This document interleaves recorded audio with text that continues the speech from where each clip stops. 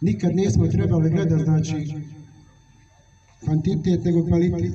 Nismo me ni u ratu gledali koliko neprijatelja ide na nas, nego smo gledali kakav je cilj za koji se borimo. A to i danas trebamo gledati. Međutim, šta je tu žalostno? Žalostno je što smo mi dozvolili da nas i najjači neprijatelji u ratu ne pregaze, ali smo zato dozvolili da nas pregaze oni kojima smo predali tvorevinu koju smo mi stvorili. Moramo se zapitati zašto je to tako. Ne cijene nas zato izgleda što ni mi sami ne cijenimo sebe ni svoj doprinos koji smo dali u ratu.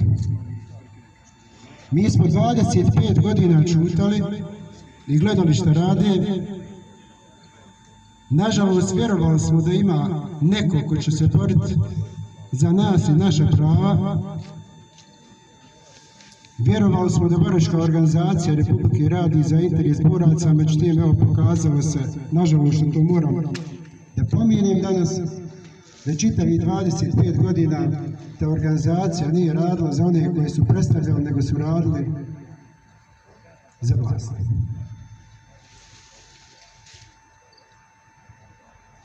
Mi moramo pogledati budućnost, pogledati prošlost da bi išli u budućnost. Kako se sve ovo dogodilo?